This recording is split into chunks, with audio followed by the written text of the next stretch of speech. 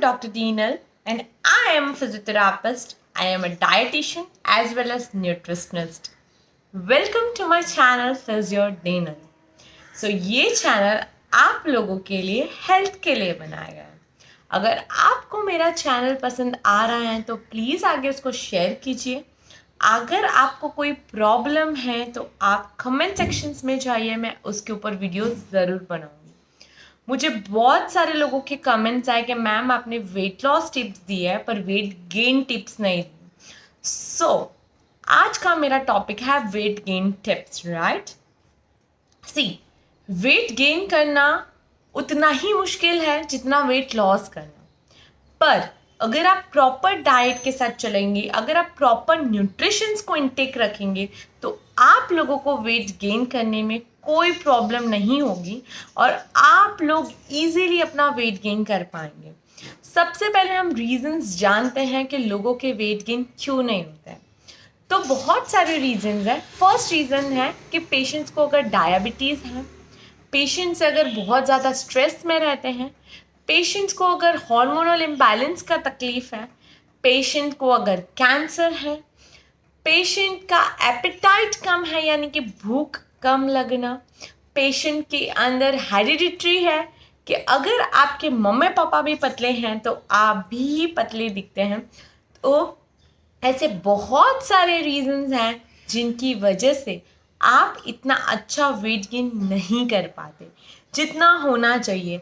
आप लोगों का स्किनी शरीर दिखता है, आप लोग अच्छे नहीं दिखते, कोई मसल मास नहीं रहता है और उसकी वजह से बिकॉज ऑफ दैट आप कहीं बैठते हैं या उठते हैं तो आपको बोन्स में भी पेन होता है. सो वेट गेन अगर नहीं है प्रॉपरली, अगर आपका BMI प्रॉपर नहीं है, बॉडी मास इंडेक्स प्रॉपर नहीं है, तो आप लोगों को डेफिनेटली बात है कि काफ़ी सारी तकलीफ होगी. और ये भी बोलते हैं पतले हैं तो अच्छे, पतले तो अच्छे, ऐसा नहीं होता है.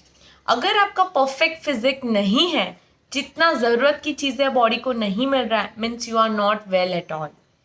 तो हम लोग स्टार्ट करते हैं वेट गेन की टिप से. हम लोग ने ये जाना कि कौन कौन से रीजंस होते हैं कि आप लोगों का वेट गेन नहीं होना, आप लोगों के बिहेवियर पे जाना. और आप लोगों का बिहेवियर अगर पूरा टाइम सेट रहेगा तो भी आप लोगों को वेट गेन में प्रॉब्लम होगी. खाना हमको तभी लगता है जब हम उसको दिल से खाते हैं, पॉजिटिव थिंकिंग रख के खाते हैं, अदरवाइज हम लोगों के शरीर को खाना एब्जॉर्ब ही नहीं होता है. So let's welcome to all in this channel for the weight gain tips, right? So we have discussed the reasons.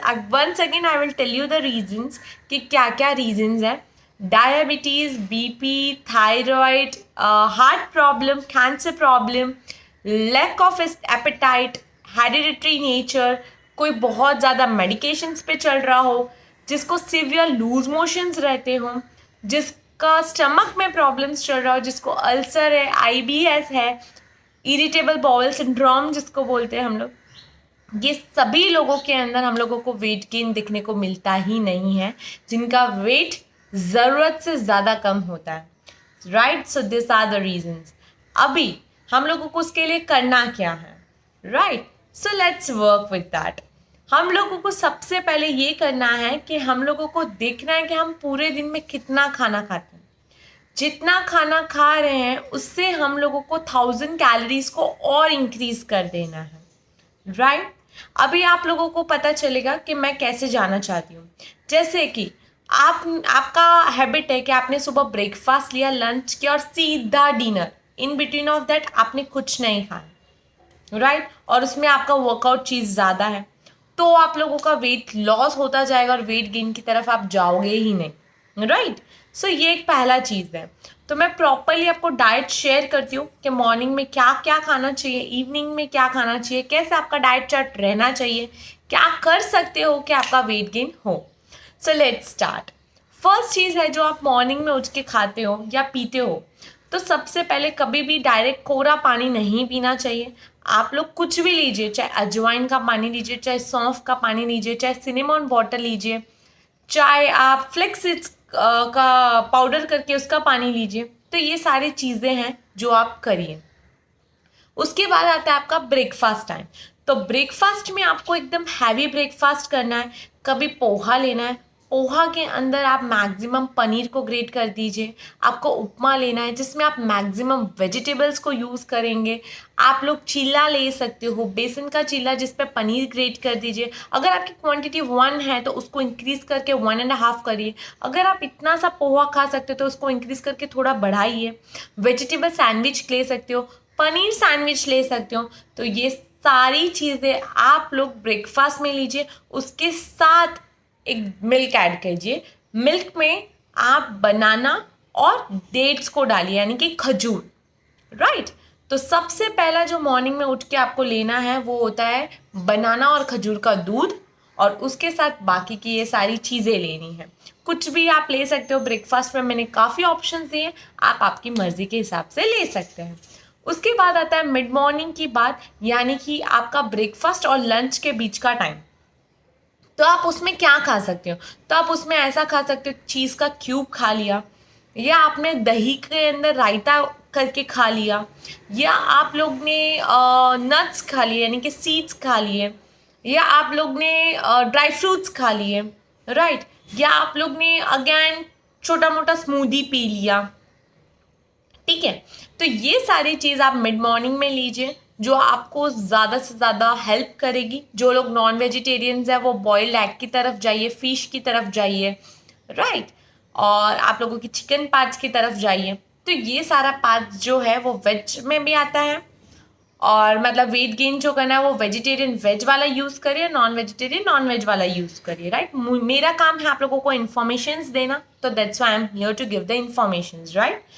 तो ये चीज़ होती है मिड मॉर्निंग के टाइम पे। अब हम बात करते हैं लंच के टाइम पे। सो लंच आपको एकदम हैवी करना है, रोटी सब्जी दाल चावल, राइट। अगर आपके घर पे दाल चावल नहीं बनते हैं तो अगर आप 1 रोटी खाते हैं तो पहले उसको 1 से 1.5 कीजिए, 1.5 से 2 कीजिए, 2 से 2.5 कीजिए, 2.5 से 3 कीजिए। This is the way pattern चलना चाहिए। एक चीज़ जो है आप आपके खाने में ऐड कीजिए, वो है जैगरी का पोर्शन। गुड़ का छोटा सा टुकड़ा आपके खाने में होना ही चाहिए, राइट। इसके साथ आप ले सकते हो एक कर्ड का बाउल, या एक ले सकते हो butter milk which is very good, जो आपके स्टमक में से एब्जॉर्ब करेगा न्यूट्रिएंट्स को, आपके अंदर फैट को इनबिल्ट करेगा, राइट। आप सब्जी में मैक्सिमम ट्राई करिए कि कार्बोहाइड्रेट रिच सब्जियां ज़्यादा ले, जैसे कि पटेटो हो गया, स्वीट पटेटो हो गया, कैरेट्स हो गए, कैप्सिकम्स हो गए, ब्रोकलीज हो गई, और कॉर्न की सब्जी हो गई जिसके अंदर स्टार्च और कार्बोहाइड्रेट ज़्यादा रहता है, वो वाली, ऑनियन हो गया। तो ये जो सब्जी वेजिटेबल्स हैं, this are very good and rich in the carbohydrate, so go for it.